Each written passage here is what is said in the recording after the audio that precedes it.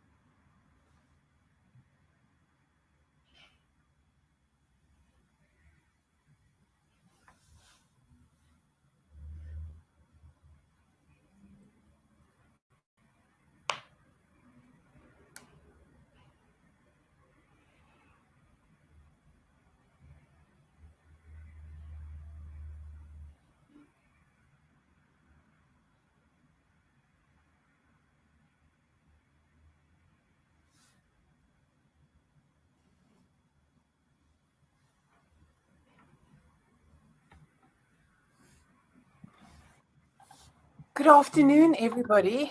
I think let's start while they try and sort out the technical issues, because I'm sure that everyone can't wait for us. Our let's call him the initiator, deal with this webinar. But in the meantime, I mean, I'm Advocate Fick. I'm from the organization Undoing Tax Abuse, but I'm joined by two esteemed colleagues, Lawson and Valencia. Maybe just also introduce yourselves. I'm sure that everybody knows who you are, but just just to get this going. Maybe you go first, Valencia. Oh, okay, thanks. My name's Valencia Talane. I'm a senior journalist for Corruption Watch. I've been with Corruption Watch since, of course, its inception in 2012. And of course, the topics that we are traversing today have been of interest to our organization for quite a while. Thank you, Stephanie. Thank you. Lawson, I'm sure you don't need any introduction, but you know what? Go ahead. Thank you, Stephanie and Valencia. It's good to be here with you this afternoon. My name is Lawson Naidoo. I'm the Executive Secretary of CASAC, which is the Council for the Advancement of the South African Constitution, an organization that's taken a keen interest in combating corruption, and with a particular focus over the last few years on the State Capture Commission of Inquiry. So looking forward to this conversation. Yeah, and I think as stated in the chat, please, let us know what you want out of this webinar. I think everybody here is passionate about, eradicating corruption, and state capture was a very big part of that. And, a part of what I need to sort of speak about today is the role of the State Capture Commission in transparency and accountability. So where did it all begin? I think we will all be reminded that this sort of started with the whole Nkandla story and the Public Protector's report. And a purpose of a commission is always to, investigate the matters of public concern. And the State Capture Commission, if one look at its terms of reference, the terms of reference was published on the 23rd of January 2018. So we are actually on a 3-year journey where their terms of reference or their purpose was to inquire into certain things and make findings and obviously recommendations. And some of that inquiry that was needed to be made was, was there any undue influence over our executives and the president? And please, I am not going to read from the terms of reference because I think that is going to waste time, and I think we all know what it was about. But it's just to give a little bit of background. And also, was there any breach of or infringement of the Constitution by our executives or the president, unlawful tenders? And it all, I think it was all sort of based in what was the influence of the OUTA family. So like we all know, this has been a 3-year journey.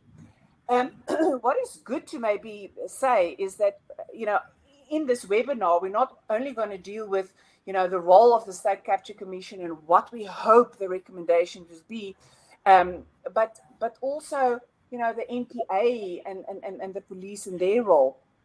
Now, in the beginning, the State Capture Commission was very private. They couldn't share any information, and thank goodness the president then say that they can share the information. And that was extremely important, and I think a milestone in the State Capture Commission. And I think we will all agree that we heard a lot of nasty things during in the State Capture Commission. I think what we heard is breaches and violation of the Constitution and so many policies and so forth, and ethical standard and rules. So the question is, to come back, what was the commissioner's role in, for example, accountability? Now, I actually just to sort of understand what does accountability mean, and I just had a look at some definitions. And accountability is responsibility, and I also it's an obligation or willingness to accept responsibility to account for one's actions. Accountability in good governance is the relationship between state and society at large in providing and demanding governance. So immediately one can see that accountability is about good governance and taking that responsibility. Now, the question about the role of the State Capture Commission and accountability and transparency is a complex one. Will the State Capture Commission in itself ensure accountability? Well, it depends on what you understand of accountability. I think that the role of the State Capture Commission was huge. I think it played an enormous role. And the recommendation and findings that will flow from the State Capture Commission will also speak to what extent did it give accountability and transparency. But what did we see with the State Capture Commission? And the question then is, will it achieve it? And initially, I have to admit that I was cynical, because for me, accountability is, what, we should prosecute the criminals. We should make sure that people are in orange overalls. And don't get me wrong, I think as a society, we are still asking for that. But that's not the only way in order to achieve accountability. And after hearing all this shenanigans, is that I think what the State Capture Commission did in terms of accountability is to shine a light, which also speak to transparency, as to what went wrong. And that the minute one can see what went wrong, you can start fixing it. You can start by trying to establish what should we do in future in order to make sure that this never ever happens again, that state capture never ever happens again. So firstly, the commission was very good at doing the investigations. I think that hearing all the testimony, there's a lot of the work that the State Capture Commission did that they can just go give over to the NPA and make the task for the NPA so much better. We also know that the NPA was very slow out of the blocks because State Capture at the NPA made sure that we haven't seen an enormous amount of prosecutions. So the State Capture Commission made sure that there's investigations and at least we're moving in the right direction. I think it's also validation for so many journos that said, but there's something wrong here. And after having the State Capture Commission, we know, that there was something wrong. Something very wrong happened. I think it's also validation for civil society that is saying, what, corruption is an evil. And this is why, because the State Capture Commission also shone a light on, corruption, the extent of corruption, and what that does to a nation. And then, obviously, the State Capture Commission is in a position to give recommendations so that we can right the wrongs and really make sure that this doesn't happen again. And I think that without the State Capture Commission, would we as a nation have heard all of this? I think the Commission granted us an opportunity and a platform to just hear the extent of state capture and corruption and all of that. So it has given a platform for individuals and South Africans that may not, in normal circumstances, have known the extent of what happened. So I've alluded to the fact that I think that the State Capture Commission pointed out by leading evidence all the shortcomings. For example, and I want to start off by saying that, I think it showed how Parliament failed us. We have just recently, with the Conrad Adenauer Stiftung, launched a book, Permitted Plundering, how Parliament failed SA. And I think it was quite clear in the State Capture Commission how that happened. And I'm just going to use a few examples. Let's start off by our esteemed previous Minister of Mineral Resources, Msebenzi Zwane. The allegations are that while he was the minister, a lot of shenanigans happened. But what happened? He resigned as minister. Where is he now? He is the chairperson of a transport committee in Parliament. So was there really accountability? I'll let you answer that question. Where are all the portfolio committees investigating the enormous amount of allegations of state capture in huge SOEs like Eskom and so forth? Where were those investigations? They were started, but they never finished. Faith Mutambi, she was the previous Minister of Communication. There were serious allegations against her, and OUTA also filed complaints against her, and basically for her part in sharing information with the Guptas. Where is she now? She's the chairperson of the Portfolio Committee on Environment, Forestry and Fisheries. Our previous Minister of Mineral Resources were quite involved in the whole Fruity Dairy Farm debacle that I think had a huge impact on that local community. So what did that tell us? Despite complaints to the Ethics Committee, despite there being so many articles of state capture and what happened, is that Parliament actually did nothing. I think, Parliament sort of shut their eyes and went about their own business. And that during testimony at the State Capture Commission, it was quite clear, party over South Africa. And we had the opportunity at the State Capture Commission to deal with this type of thing in order then hopefully to give a recommendation. How do we make that better? I think that also speaks to, the Electoral Act, and that there really is a need for people to hold their representatives accountable. I think as South Africans, we want to see a parliament that will deal with matters in our best interest, not the political parties. I sometimes say, and please forgive me, that political parties is probably a necessary evil, but they are there as representatives in Parliament to hold the executive to account, make sure that they do what they are supposed to do in terms of our Constitution.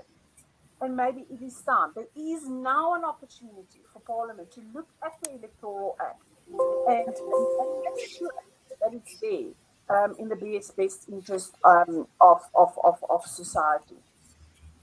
I think, it also highlighted the fact that we need, a professional public service.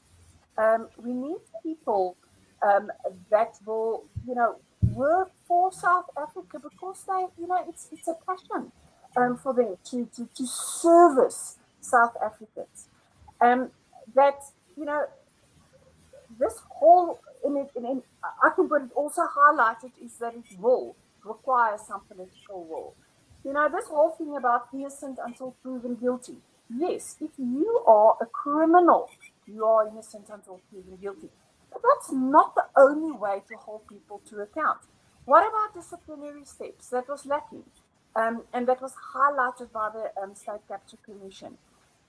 I think it highlighted the fact that we need ethical leaders, that sometimes something may not be criminal, but it may be unethical, and that those type of people need to be removed. All things that was, in my view, highlighted the maybe lack of accountability. What is transparency? And it's interesting, the definition, to see what actions are performed. Now, I think the State Capture Commission showed why transparency is so important for our democracy. Civil society needs a transparent government in order to ensure accountability. So transparency equals accountability. Now, this begs the question, was the State Capture Commission worth it? Again, I want to ask, was the State Capture Commission worth it? It cost the taxpayers money. At some point, the figure was 864 million rand, nearly R1 billion. And I would like to still say, yes, it was absolutely worth it. Judge Zondo is the one that said and referred to just the repayment of McKinsey of some of the money due to the State Capture Commission makes it worth it. It makes it worth it, as I've already said, to see where things went wrong in order for us to now move forward and make sure, and I'm going to repeat myself, make sure that it does not happen again. Let's just look at it's always a tragedy, I think, is, the budgets of the MPA and the SAPS. and the hawks. And so where is our priorities? And I think that the State Capture Commission is one of those priorities that deserved to be a priority. I just went and looked at the budget again, and the NPA's budget was cut by 422 million rand for the 21-22 budget. The Hawks budget was reduced from 2.13 billion to 2.079 billion. So all those budgets were reduced. What is, for me, the saddest moment is to realize that the Protection Service budget was actually increased, and that their budget at 3.232 billion rand is 1.2 billion rand more than the Hawks. So was this money spent on the State Capture Commission worth it? Absolutely. Because what we learned from that is priceless, and it sort of shows the need for a proper, NPA, SAPS that functions at the highest level. That the Attorney General has an enormous role to play, and then obviously civil society. What it also, I think, shows us is that civil society cannot sleep at the wheel, that we never, ever, ever, ever again should sleep and let just, look the other way. We need to hold government to account in order to make sure that government governs in the best interest of each and every South African. But I also think the role of the State Capture Commission is education. I do think that a lot of people had the opportunity to hear the extent of state capture, but there is still a large number of society, due to our high unemployment rate, that probably did not have the ability to just listen to what happened. And they will probably say, but you know what, State Capture, I'm struggling to feed a family. I'm struggling day to day to feed myself. Why would I worry about state capture? And it is true, but the consequences of corruption is dire. The consequences of corruption we see now each and every day in our unemployment rate. The fact that we do not have enough resources to make sure that each and every South African has got access to water, access to education, and that has got a full tummy at the end of the day. That it has an impact on business, that has an impact on our economy. And that corruption favors an elite few, and that not everybody, get something out of it, that it's to the detriment of an enormous amount of our community. And that, we need education. We need to educate civil society to say no to corruption, because it has an impact on you, a direct impact on you. I think what it shows is that we need, the appointments to SOE boards, for example. Is there something, that we can do in terms of appointments on SOE, making sure that there is ethical leadership? So what, we can fix it, and we can fix the damage. Transparency, let civil society become more involved. Ethical leadership, get rid of the rot. Regulatory environment that makes it possible for business to thrive, and ethical leaders in our SOE boards. I think, however, I see Lerato, thank you. I think, yes, it is indeed possible to hear from other panelists. That is my view, but let's hand it over to Lawson. Over to you. Let's hear from you as well.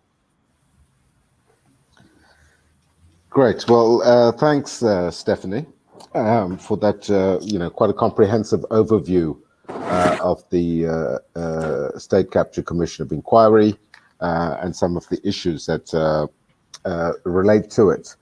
I'm going to resist the temptation and try not to repeat or cover issues that you've already covered quite adequately. So let me try and focus on some additional aspects. As you pointed out, the Commission was established in January of 2018 by former President Jacob Zuma. It started its public hearings in August of 2018, so we had pretty much 3 years of hearings, of testimony from various witnesses, and the Commission has sought and been granted various extensions. I think it's been 5 in total, 3 this year. There was a deadline of March 2021, which then got extended to June, and then got extended to September, and now we're sitting with the deadline of the end of next month, the end of December, where Deputy Chief Justice Zondo is due to present his report to the President. So it's been a long process, almost 4 years by the time this report is submitted to the President. And if you look at it in the context of what the Public Protector said in the State of Capture report in 2017 that gave rise to this Commission of Inquiry, is that it was her view, Advocate Madonsela, that a Commission of Inquiry needed to be established because the Office of the Public Protector didn't have the time nor the resources or capacity to conduct a wide-ranging investigation that was necessitated by the evidence and information that was available to her. She therefore recommended the Commission of Inquiry and envisaged that it would have a lifespan of 6 months and that this work could be completed in 6 months. Now, I don't know the basis on which Advocate Madonsela said that, but it is a little bit surprising to me that of the scores of witnesses that have appeared before Deputy Chief Justice Zondo, I would have thought that Advocate Madonsela might have been one of the first witnesses to be called to give her her view on what she had uncovered in her investigation. We know that the State of Capture report provides the backdrop to this commission, and the commission has used the information in that report. But I would have thought that the commission might have benefited from some of the insights of Advocate Madonsela. But be that as it may. So we've had this process going on for quite some time now, despite pressure from civil society organizations and others. Deputy Chief Justice Zondo has resisted the temptation to produce interim reports or to report on issues as he's dealt with them. And this has been a wide-ranging investigation covering numerous different areas, not just issues that emanated from the State of Capture report, but the terms of reference broadened the scope of inquiry of the Commission much more broadly. We know that the Commission has structured itself into 18 different work streams, largely dealing with state-owned enterprises, but also dealing with issues around appointments, the role of Parliament, which Stephanie has touched on, and which I'll come back to in a moment.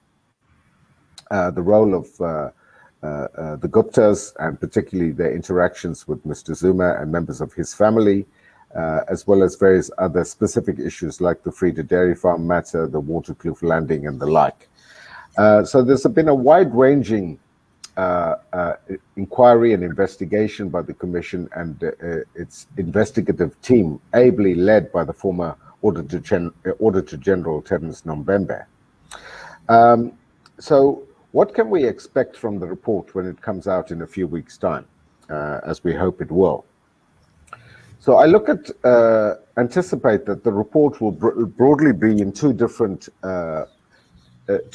parts. There'll be a part of the report that looks at the fact-finding aspect, the investigative aspect of what the Commission has uncovered from the work of its investigating team, as well as from the testimony that it has heard from various witnesses. And it is likely to make findings on at least some, if not all of those matters in terms of what went wrong, who was responsible, what the problems were, where further investigations may be required, and where prosecutions are being recommended against specific individuals. And I'll come back to the issue of the NPA as well in a couple of moments. So that, for me, is the sort of the backward-looking part of the exercise that the Deputy Chief Justice will have engaged in. The other part of it, and I think for the purposes of what we want to look at here, is how do we strengthen our constitutional framework, our constitutional institutions, to withstand attempts at state capture and corruption in the future. And I think for me, that's a very, very important part, the forward-looking part of what the report is likely to do. And I think that's in that regard, we'll have to look very carefully at the recommendations that come from the Deputy Chief Justice. Stephanie, again, has touched on some of the issues. CASAC itself made a fairly detailed submission to the Commission in the middle of last year, 2020, and we were called upon to give oral evidence in February this year. And what the Deputy Chief Justice wanted to hone in from the CASAC submission was the role of Parliament, the failures of Parliament to exercise adequate oversight and to identify and to stop these corrupt practices from taking place. And so in our submission, we looked at not so much what went wrong, because others such as OUTA had done that, but we rather focused on what Parliament could do to strengthen its institutional capacity to exercise that effective oversight. And we've made some suggestions, for example, that there should be an accountability standards legislation that compels Parliament to conduct extensive oversight into organs of state, which government departments and state-owned enterprises and other organs of state, and that there's a compulsion on Parliament to do so.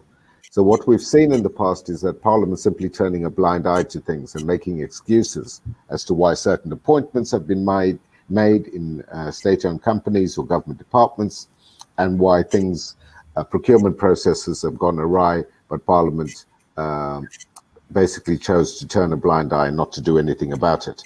So one certainly hopes that Zonda will make some recommendations with regard to how Parliament can strengthen its own oversight mechanisms through a range of interventions. The other issue, which again Stephanie touched on, is the issue of the electoral system. Now we know, and I'm sure we can come back to this in discussion, so I won't dwell on it, is that the electoral system is currently being reviewed by Parliament because of the judgment of the Constitutional Court in June last year that gave Parliament 2 years to amend the Electoral Act to make provision for independent candidates to contest national and provincial elections. But, you know, reform of the electoral system is not a silver bullet that's going to solve our accountability problems. It might create a closer nexus between the electorate and individual MPs if we have, for example, a constituency system of some sort. But that in itself is not going to solve the problem without Parliament's own systems being much more robust in extracting that information and oversight over the executive. And the third part of what CASAC submitted to the State Capture Commission was about how do we strengthen the institutional capacity of our anti-corruption framework.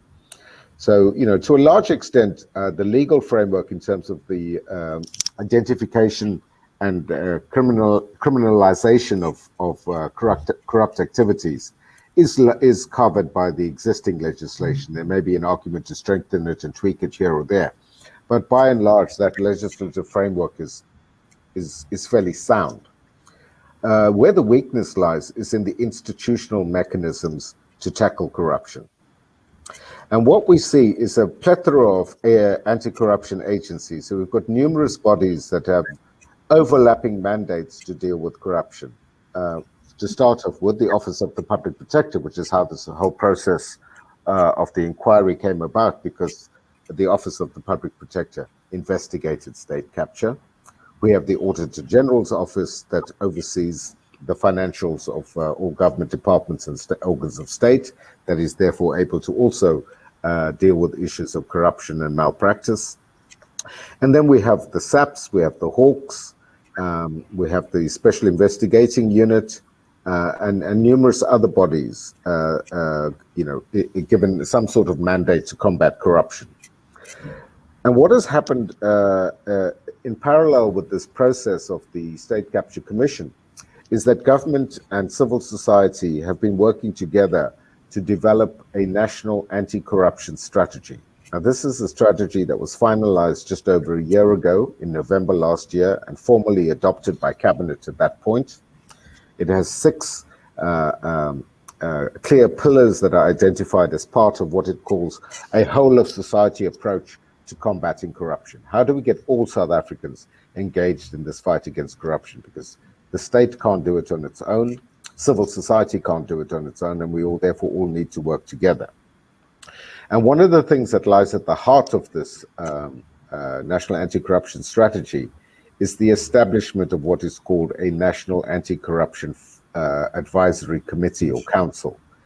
And just a few days ago, I think it was last weekend, that government has now advertised for nominations for people to serve on that council, which will be an independent advisory body to the president.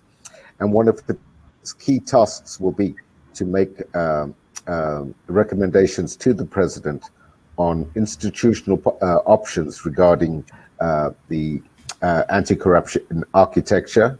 As civil society and certainly as CASAC, we have argued very strongly for 10 years now that we need a truly independent anti-corruption agency. For example, the SIU operates on the basis of a mandate that is given to them by the president before they can investigate anything. So they're not independent because they rely on a mandate from the president to do so. The NPA, I'll come to in a moment. The Hawks, the fact that they're located within the South African Police Service certainly undermines any pretense at independence within that body. And therefore, there's a strong need for an independent agency. So let me finally deal in a couple of minutes with the issue of the National Prosecuting Authority, which I know many of you are interested in. So the NPA relies on investigations that are done outside of itself. So by the Hawks would investigate a matter of corruption, prepare a docket, and hand it over to the NPA to prosecute. What's changed in the last 2 years is that soon after the appointment of the NDPP Advocate Batoy in early 2019, a few months later, the president established an investigating directorate within the NPA, which the NPA Act provides for, and that's the unit that is currently being headed by Hermione Cornier, and that has a mandate a specific mandate to prosecute corruption and state capture cases. So there's a dedicated structure there within the NPA that has powers of investigation as well as prosecution. So a scorpion's light, if you like. Now, they suffer from issues of capacity and resources, as Stephanie has explained, with the the weakening of financial support for the NPA. But there are a lot of things that can be done. So what has happened, and again, as Stephanie referred to earlier, the regulations governing the functioning of the Commission of Inquiry were amended in the middle of last year, July 2020. Which made it much easier for the Commission of Inquiry to share information, especially information unearthed by its investigating arm, with law enforcement agencies, with the Hawks, as well as with the NPA and the ID. And that's a process that we assume has been continuing. What the change in the regulations also did was to make it possible for people who are working in the investigating unit at the Commission to leave and to join either the Hawks, the ID, or the NPA itself, and that they would be able to use the information that they gleaned whilst they were working at the Commission as part of those continuing investigations. So that's an important link, if you like, between the work of the Commission on the one hand and the work of state prosecuting agencies on the other. Just perhaps a couple of final words around this. We see that this phenomenon of state capture has not ended, despite the Commission of Inquiry, and the Commission itself is not going to do that. And we've seen more than adequate evidence of that with the levels of corruption that we've seen during the pandemic, particularly regarding PPE procurement and related issues such as the digital lives matter and so on. So this is a continuing phenomenon, despite the spotlight that the Zondo Commission has put on issues. So one of the things that I think that the NPA can and should be doing is to look to simplify the way they prosecute cases. What we have at the moment is an attempt to try and prosecute people for every possible transgression that they've committed. So we see really complex documents with dozens, if not hundreds of counts within one docket.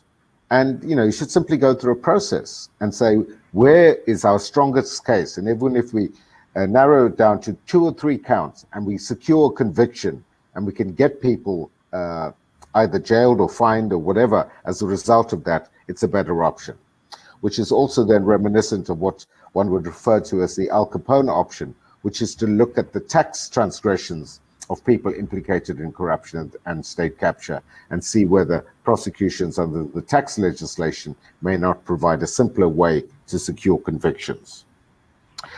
The last point I want to make about this, we focused very much on the state and the public sector aspect of this.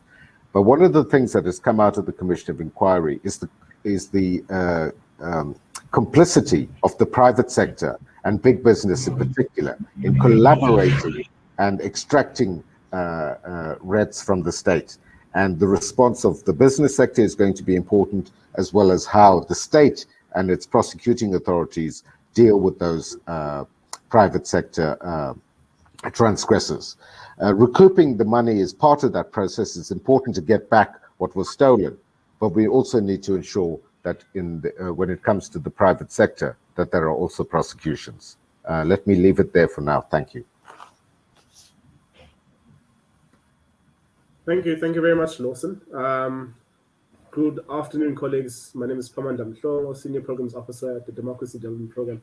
I'd like to thank initially Stefanie and Lawson for taking over with such stride in the beginning parts of this session. And of course, we have been having some technical challenges, but I think Valencia will help us close the discussion, at least the initial part of this discussion, quite well, as we explore some of the more human sides of exposing these types of maladministration and corruption, particularly with the work of Corruption Watch being, as well as OUTA in many instances, relying so heavily on the work of individuals who are essentially saviors in the space in which we find ourselves, when they want to be able to be in a space where they expose certain acts of corruption and maladministration.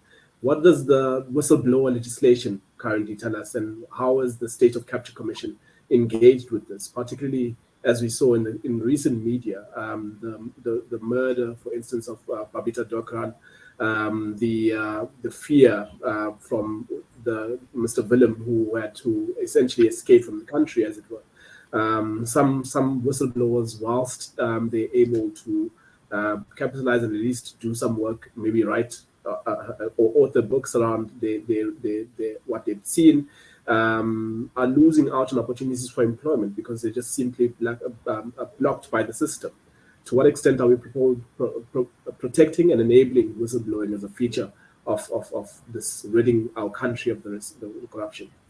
Valencia, over to you. Thanks a lot, Brian.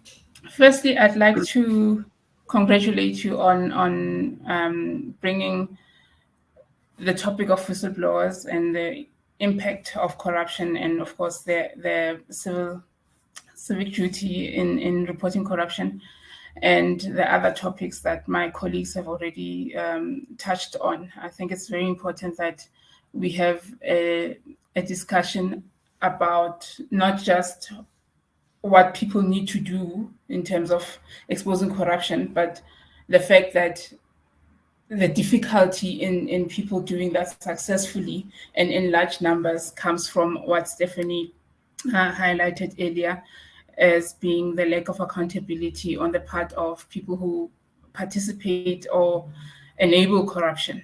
Until such time that we people, you and me, are able to see people who are participating in corruption actually take accountability and be face consequences for participating in such.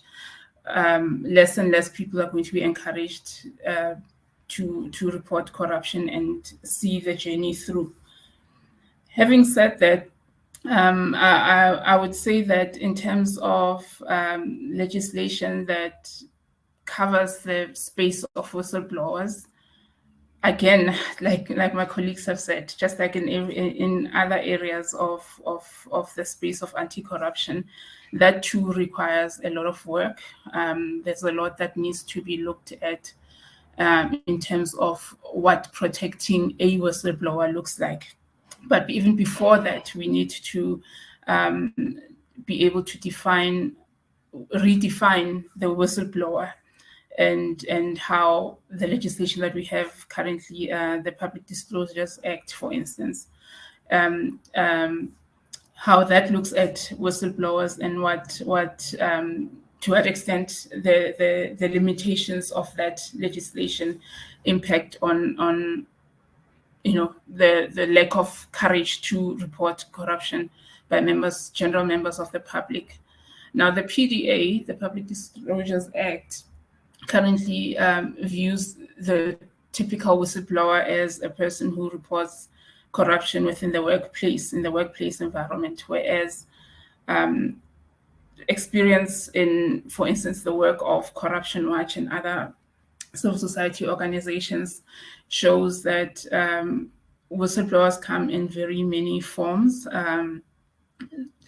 Just about every report that we receive of corruption requires the same amount of support, to a certain extent, same amount of protection for that person, be it a parent who comes to Corruption Watch or any other institution, public institution, to report a case of perhaps a public school that is not managing its finances properly, or any other service that people, members of the public, use on a daily, like your health facilities, police stations, and the works.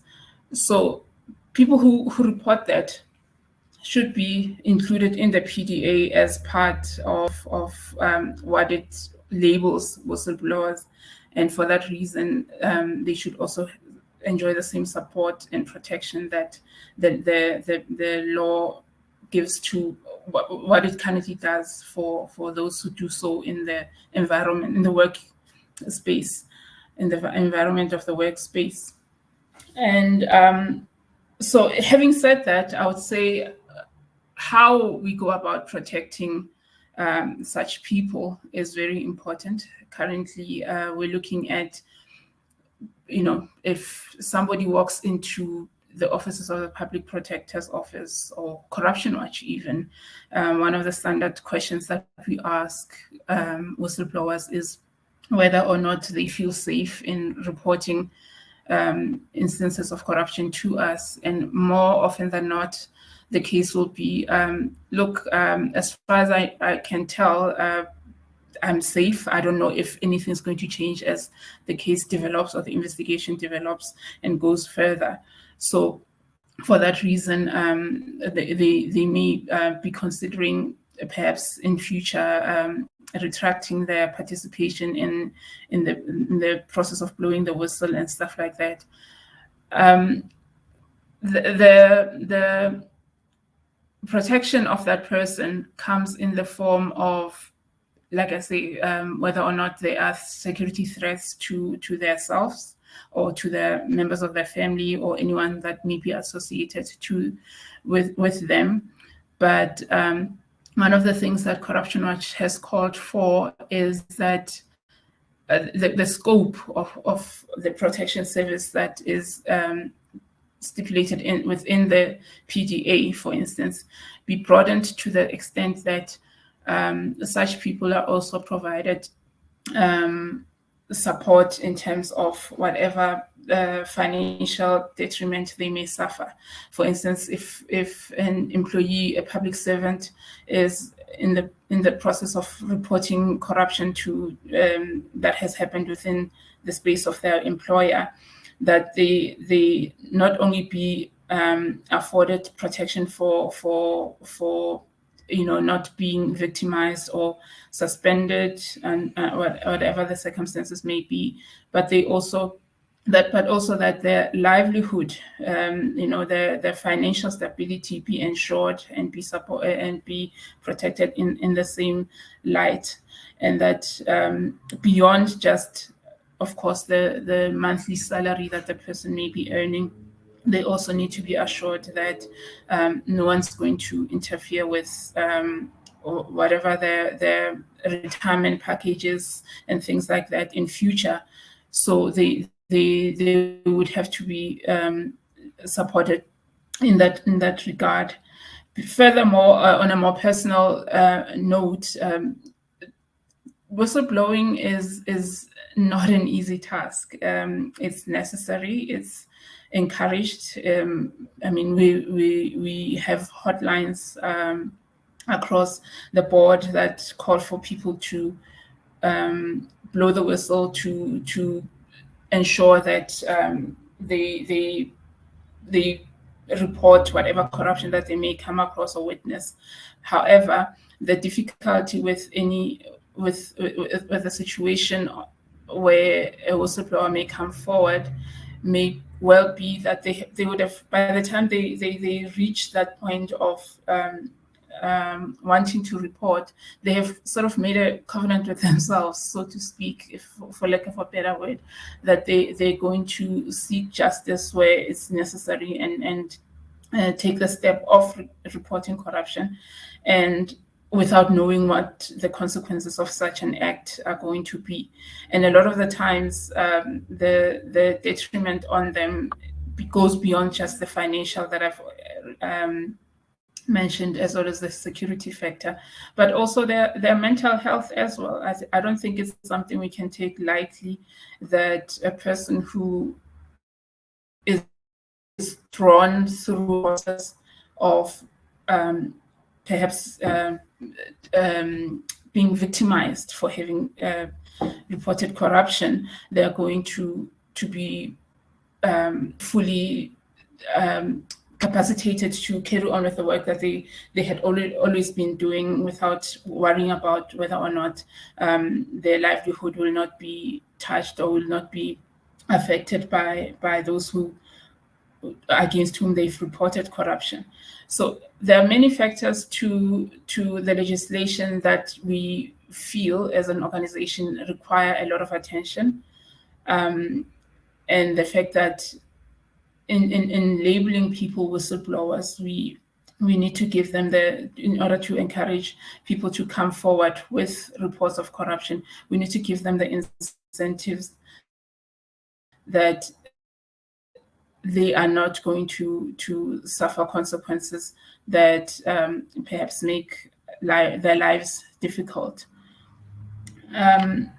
We recently conducted, as Corruption Watch, a survey where we tried to ascertain through public opinion what people know to be whistleblowing, what they understand the process to be, and how what their attitudes towards how they would participate in such. And we found that a majority of people who participated in the survey, our sample was just over 2,000, and it was done over a period of 2 months. The majority of the people who participated in this told us that they understood the process of blowing the whistle to be, going into a police station, going into the public protector's office, coming to Corruption Watch to lay a complaint and saying that this has happened, either you're more than welcome to share my name with the people I'm implicating, or protect my identity from the people I'm implicating. But the importance of this is that I want to see justice done. So the point I'm trying to make here is that there's an immediate and very urgent need for a public education drive, I think, from not just government, but also public civil society, from civil society as well, as on how people identify the process of blowing the whistle should go, what it is that people understand what it is that they're entering into, that they're getting themselves into, the level of protection that people are likely to enjoy under the current legislation, of course. And with the conversations that we're having, we're hoping that there will be in future changes to this legislation, as I mentioned earlier. And of course, to what extent people are encouraged to spread the word and encourage others as well to do the same, participate in the process of blowing the whistle. I mean, a lot of the participants in our survey understood appreciated the importance of the process of blowing the whistle to be in the process of curbing corruption in the country. But of course, again, the common message again is that something needs to happen. I cannot just report corruption, or we cannot report corruption in huge numbers and not have anything happen to those that we implicate, that we view to be perpetrators of such. And there's an unfortunate bit that we found in the survey to be that there's very little trust in public institutions, your police, your office of the DPCI, the Hawks. There's general faith in officers, Chapter 9 institutions, but it is mostly that the feedback that we got was mostly that people are more willing to report corruption, or trust in reporting corruption to civil society organizations, because they believe that there is a sense of empathy from people who work in the space more than they would most likely find in public office. I say it's unfortunate because in order for people to be able to have faith in their systems, they need to be using them, obviously, and testing their abilities and capacities to work on and investigate and hopefully successfully prosecute and convict people who are involved in corruption. So the fact that from the sample that we got, people are generally not in a space where they trust fully that public institutions are the way to go to report corruption is a bit of a problem. So that public education element needs to happen. There needs to be confidence restored in members of the public that something will be done when they do report corruption, and that there will be accountability on the part of those who take part in corruption. And my hope is that from the perspective of the Zondo Commission, that there will be part of the recommendations in this space and in this area of its work will be for such to happen, that government engage itself on a drive to educate the public and reassure the public on what it can do and what it is capacitated to do, and that we don't lose any more professionals in from the public service, and we don't incur any further losses of skills and capacity in the public service than we already have due to corruption, or due to people seeing corruption as a detriment to working in the public service. I think that I should end it at that for now. Thanks. Thank you very much, Valencia. Thank you to all three of our speakers. I'd like to invite our other two speakers to join us again for just a general discussion on some of the key discussions that we've already had in our process. One of the things that I heard, at least in part, is there are potentially a lot more mechanisms that aren't being utilized by the state institutions, by Parliament, and perhaps even by other role players such as the National Prosecution Authority. Lawson, in response to that, had said something of the nature that perhaps there's a need to think about how to prosecute differently in order to ensure that we have the right sort of mechanisms for accountability. Part of what Advocate Fick was talking about was also the idea that we need to be thinking about discussions around accountability, not just in the legal sense, but in terms of internal procedures where people are working. Where are the disciplinary hearings? How are political parties responding to accusations against individual members of their political parties and so forth? So perhaps what I would like to talk about in that instance, and anyone can feel free to chip in, is one of the things that was talked about, or at least one of the polls that we published in our discussion, was around the perception about whether the commission was successful in conducting its duties. We are currently, I think at this point, zoomed out. People are fatigued with the amount of Zoom things that are happening. The amount of talking, also citizens are quite exhausted by the amount of talking that there seems to be in the public space. They just want to see more action being done. And in the same vein, I think there have been quite a number of commissions that have been instituted, at least in the past 5 to 10 years. And in reality, it doesn't necessarily feel as though the recommendations of those commissions are being taken seriously by the implementing bodies that are meant to take forward those recommendations. What do we do as civil society to try, one, to think through the alternative mechanisms for accountability, as we might have spoken about already, to press on those issues. Secondly, to try and ensure that this doesn't just become one of those commissions, especially as Advocate Fick has outlined the cost to citizens financially, insofar as what the specific work of this commission has undertaken.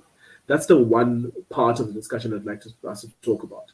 The secondary consideration then is a core feature of the State Capture Commission was meant to be talking as well as talking about what was the role of private interests in creating an environment where corruption and maladministration was the order of the day. Are we speaking sufficiently about private and corporates in particular about the level of accountability that they should be that should be there? Think about the auditing companies that participated in some of the whitewashing of statements to ensure that corruption itself was difficult to show up, that approved things that clearly weren't meant to be approved on the basis of the amount of inaccuracies or clear maladministration that was happening. To what extent are they being held accountable? Are there individual accounting bodies in those spaces creating enough of a buffer for citizens to not have to be the ones who are dealing with the burden of corruption? Anyone can feel free to start off, particularly between yourself, Advocate, and Mr. Lawson Naidoo. Either of the two of you, whilst we give Valencia an opportunity to breathe after her presentation.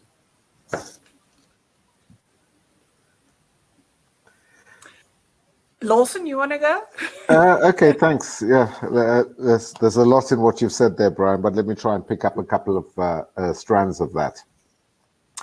Let me start with the last point you made, which is about the role of the private sector. And I think this is a critically important one, which I reflected on briefly earlier. But I think, there has been a tendency to see corruption as a public sector phenomenon, and that it is something that afflicts particularly the public sector. But as we've seen from the Commission of Inquiry, the role of the private sector in collusion and enabling and facilitating corruption to take place at a significant scale. We've seen the evidence implicating companies like Bain, KPMG, SAP, outside of the state capture inquiry, the significant theft of funds at Steinhoff and the like. And we cannot turn a blind eye to that. So at the one level, there's an issue of recouping the money that was unlawfully paid over to these companies, some of that which has happened. And I just want to reflect on a tweet that the SRU posted earlier today, just about an hour or so ago, where they say that they received 1,276 corruption and maladministration allegations from whistleblowers during the 2020 to 21 financial year. And that with those tip-offs, the SRU was able to recover 1.8 billion rands, to prevent financial losses to the value of 2.7 billion rands, and to submit evidence in court to the value of 64.8 billion rands. So, that tells us two things. It tells us the critically important role of whistleblowers in combating corruption, because the very nature of these corrupt activities is that they're not easily discernible. It's difficult to get to find out about it, and so an anti-corruption system relies extensively on whistleblowers or people who provide information on a confidential basis. And the framework, as Valencia has spoken to, needs to be strengthened to protect those people and, in fact, to encourage them to come forward and provide that information that is so critical. Secondly, it shows that when the SRU is in possession of information, they're very effective. They're able to recoup funds. So that I think is something that should be quite encouraging to us. And we don't want to put on or talk about things just for, as being despondent about the state of where we are. There are some state institutions that actually go about doing their work and doing it effectively. But when it comes to private sector corruption, one other thing that I want to say is that the business community itself, and in particular organized business, BUSA, BLSA, other business formations, need to take a strong stance against their fellow business firms. And that peer pressure is going to be critically important because business can't say that our hands are clean when we can quite clearly see that there are many big companies that have been complicit in corruption and state capture. And how are they going to deal with those companies? Are they going to refuse as businesses to employ those auditors or those consulting firms within their ranks? And those are the kinds of actions that need to be taken if we're going to combat corruption, certainly from a private sector perspective. So I think there's a critical responsibility on the private sector to play its part as well. Perhaps just one or two other random thoughts from what you've said, Brian, is, has the commission been worth it? I would say absolutely, but, we won't be able to answer that question definitively until we've seen the report of the Zondo Commission. And then when that report comes out, the other thing that you've said is that, we've seen, with various commissions in the past, that they go through these elaborate processes, produce reports, and those reports and their recommendations get ignored. The Farlam Commission of Inquiry, dealt with issues around the use of live ammunition and the use of rubber bullets when, that the SAPS needs to come up with a clear policy as to when, the conditions around the use of live ammunition and rubber bullets. They haven't done so yet. We see that continuing, rubber bullets being used in an inappropriate manner and causing life-threatening incidents. So we must not allow that to happen with the Zondo Commission report. And I think that's the role of civil society, is going to be to follow up on the issues that we've been discussing here today, to follow up on the recommendations, and to make sure that they don't escape implementation. Let me leave it there. Thanks, Brian. Thank you very much, Lawson. I think that's useful feedback. Advocate, your thoughts? No, I think, it's what Lawson has said. I mean, it summarizes it very nicely. We tend to forget that corruption, there's always two parties when it comes to corruption. And that's where business can also play. Corruption is everywhere. And that's why business can play an extremely important role, and civil society. I think we need to understand, or we need to feel the power again to say no. Maybe not really deserving this example, but, you're driving along and a traffic officer stops you.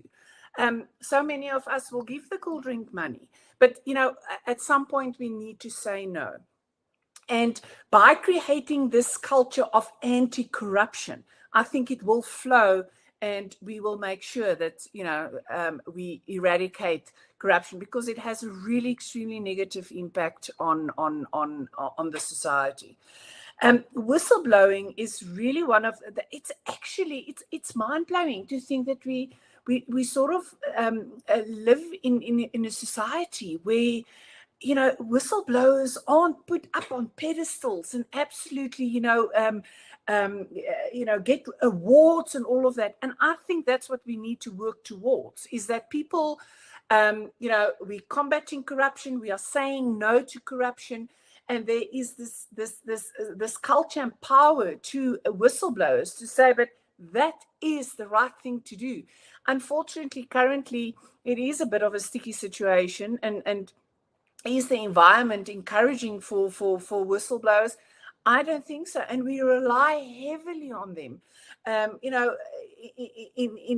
In my being exposed to whistleblowers, they are all the most courageous people you can meet, and thank goodness for the courageous people. But how do we create an environment where people will feel empowered to stand up and say, you know what, this is what happens, let's not do it. And maybe I just want to add this.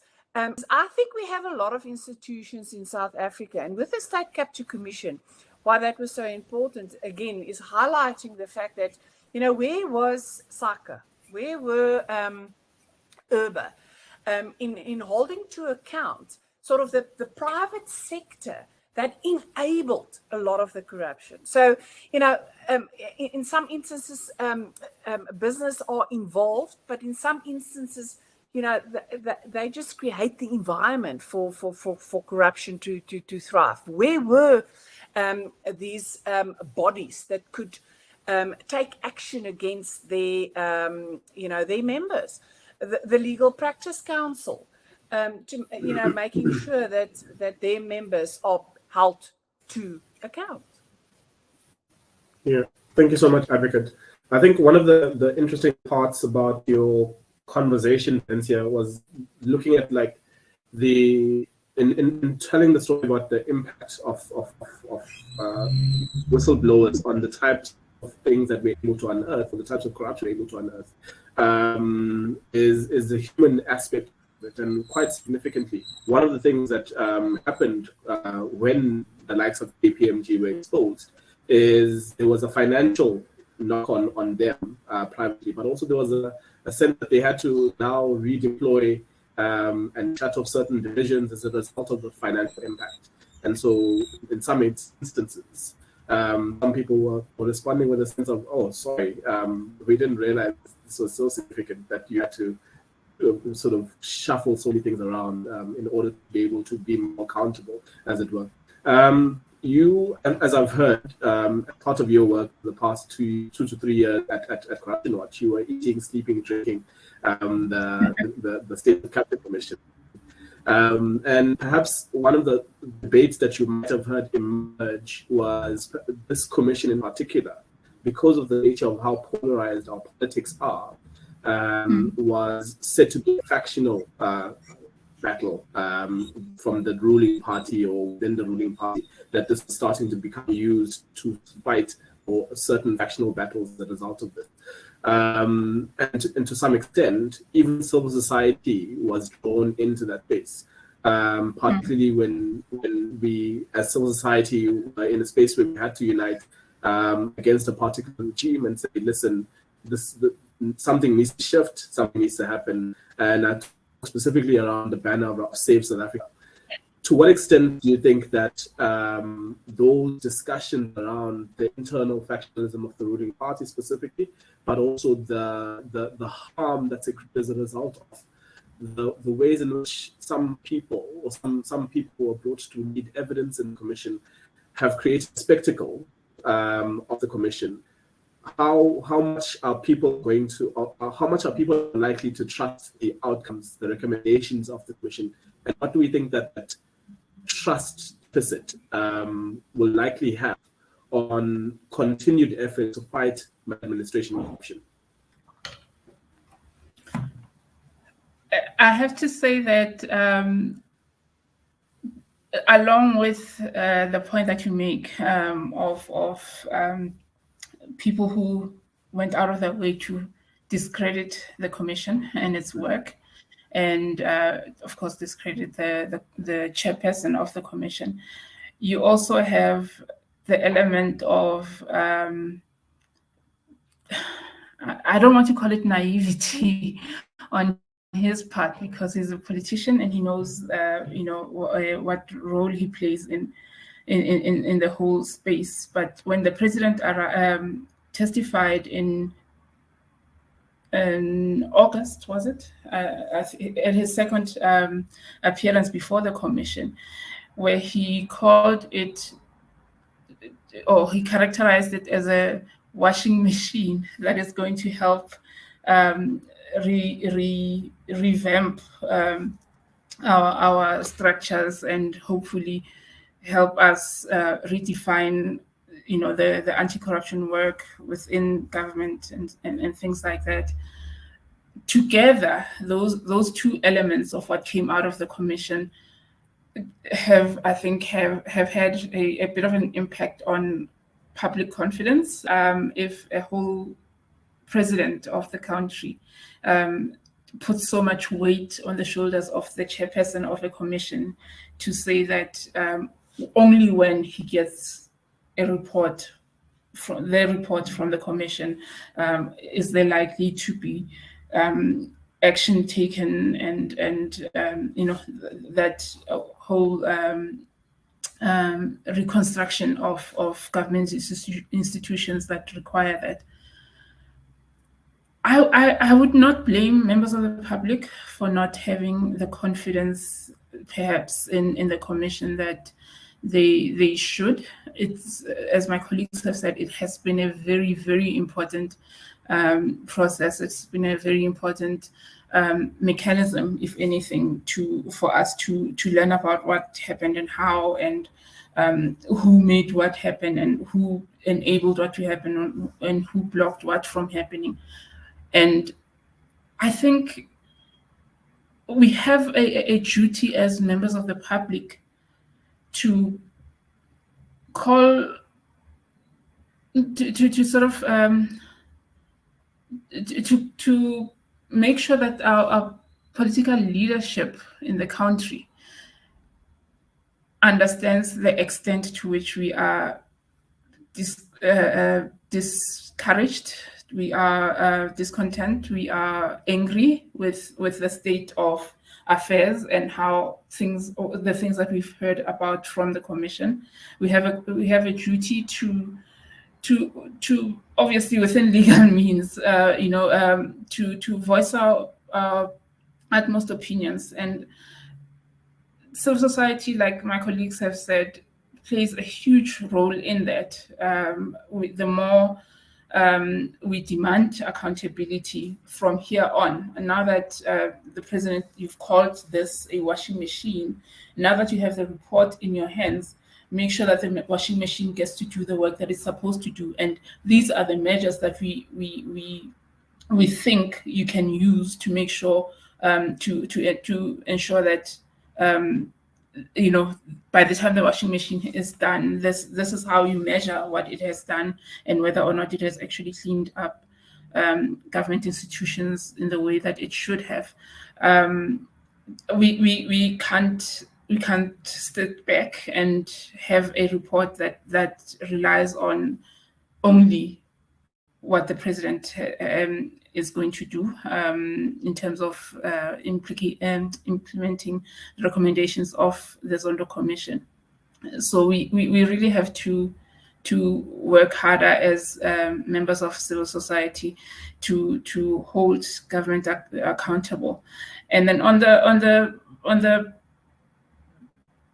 issue of factions and how that has played out, that was never going to be, that could never have been avoided, unfortunately. It was always going to be part of the thread, the journey of the commission.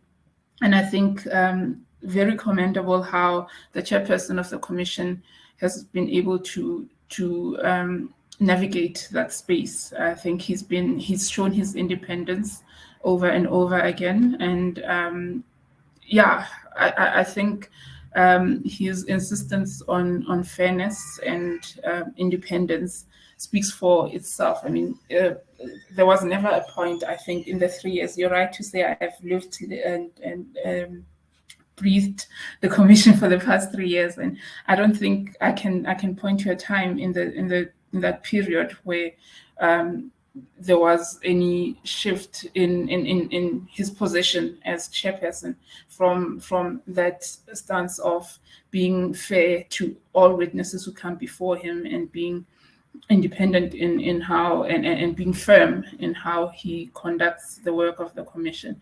And kudos to him also for handling such a tough task, although a lot of the work could have possibly been done differently, but nevertheless it was a momentous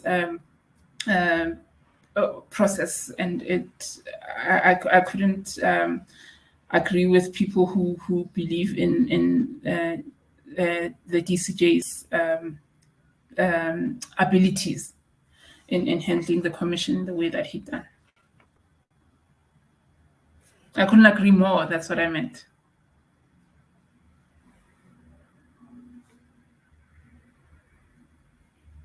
Apologies, Brian, you're on mute. Oh, sorry. Thank you. Thank you very much, Valencia, for the feedback.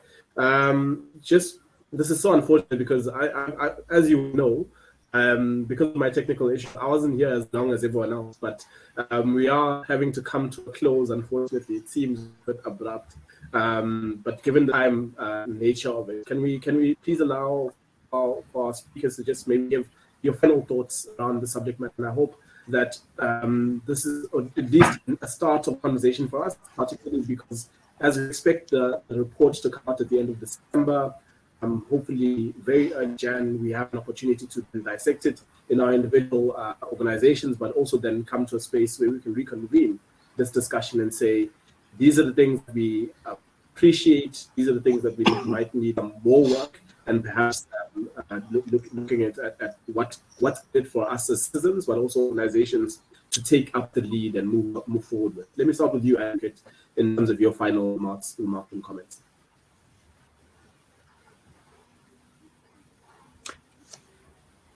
Sorry. Is that? I think this State Capture Commission was extremely important in order to just show us what happened. Validation for yes, there was something that went wrong, and by pointing out what went wrong in order to find solutions. So it will be very important. Proof is in the pudding. I agree. Having a commission that did very important work, I take my hat off to Judge Zondo and the team for the immense amount of work that they did in 3 years, and looking forward to the recommendations. But now we need to see strong and ethical leadership in order to take the recommendations and do something, in order to create accountability, to create transparency. Also, civil society can never sleep at the wheel again, and that it is also our responsibility to make sure that, this country is we have a beautiful country. We have beautiful people. We deserve the best. And we as civil society need to make sure that that happens. And the same with whistleblowers. I can just, we need better legislation in order to give them the room, in order to give organizations like us and Corruption Watch and everybody the ability to take action. Thank you so much for your time, Advocate, and thank you to OUTA for the work that you've done in the past and will continue to do so in the future in exposing corruption. Thank you so much. Mr. Lawson Naidoo. Mr. Lawson Naidoo, must the other colleagues know, and those who join us on the call, that you've been traveling quite extensively, and so for you to avail yourself of this discussion, I really appreciate it. You're probably jet-lagged at the moment whilst you try and get us into your... No, thanks very much, Brian. This is an important conversation. It's a very important conversation. I just, but perhaps as a parting shot, one point I want to make. I think the Commission has done commendably well with a very complex task, as Valencia has explained. And I do think that there's been public confidence in that process because of the even-handed manner in which the Deputy Chief Justice has handled issues. I think where the lack of public trust and confidence comes in is in the ability of government or of the state to actually effectively take action against corruption. And I think that's something that is crystal clear now. And that's why I made the point earlier that corruption and state capture is continuing under our very noses, whilst this commission has been going on. So there are endemic problems, systemic problems that need to be addressed. And I'm afraid the state is incapable of doing that on its own. And that makes it absolutely imperative that there is a properly independent anti-corruption body to oversee the process, to give confidence to whistleblowers, to give confidence to the public that action will be taken. And I think that's something that we certainly cannot compromise on and have to insist that happens. And then as a final point in terms of what you said, Brian, about, this is but one conversation in the process. We will hopefully have the report handed to the President at the end of next month, made public hopefully by the middle of January. And then just to let your listeners know that in March next year, CASAC, in collaboration with PARI, the Public Accountability Research Institute, plan on hosting a conference to unpack the report of the Zondo Commission, to make sense of its findings and recommendations, and chart the way forward for what pressure needs to be placed on particular recommendations to ensure that they are in fact implemented. Thanks, Brian. Thank you so much, Mr. Naidoo, for that feedback. And I think it's a very useful space for all of us who are in attendance today to plug into that space in March. That you'll be co-convening with Harry. Valencia, your final thoughts and maybe recommendations? I'd have to say one of the, reflecting back on the commission and the evidence that it has heard, I would have to say that one of the most disheartening takeaways for me, and I would imagine for a lot of members of the public, would be when we were listening to evidence that had to do with the state of affairs at state-owned entities, and the number of professional, skilled people that the public service has lost over the years due to the fact that maybe they did not want to carry on seeing corruption happen around them, or they were frustrated out of the public service system and things like that. So I would like to see, and using again the metaphor of the washing machine, I'd like to see once Cyril Ramaphosa has applied his mind and those around him have advised on how to go about in implementing the recommendations of the Commission's reports, that there's strong, there's active deliberation over how to regain the trust of people and make the public service attractive again to people that it had lost, who were honest, who wanted to see things done right, and who ended up leaving the public service because they were not protected, and particularly by those who were busy enabling or perpetrating corruption. So a very able, active public service that is capacitated with professionals who are going to help us restructure its institutions to the level where public confidence is restored by looking at those institutions and trusting them again. Thank you. Thank you so much, Valencia, for the very hard work that you've done as part of your work there at Corruption Watch in the past couple of years to be our eyes and ears as a society. I think it's enough to just watch the news clippings from the commissions to get an understanding of what's happening, the in-depth discussions that are happening as a result thereof. Again, I want to thank all three of our speakers for their time, their dedication to the work, and essentially to the core of our democracy. To keeping public participation at the center of our hearts, the ability to keep people transparent and accountable in the various facets. On behalf of the Executive Director, Dr. Paul Kariuki, our board at DDP, as well as our co-owner, we do thank you for your time and your participation. And of course, this is where we end off for now, for the year. And we hope that we're able to keep safe, sanitize, social distance, all of that stuff, especially with the new variant. A very unfortunate news at the moment. But of course, we hope that most of us are vaccinating as often or as the opportunity avails itself. Thank you so much. Thank you. Thank you.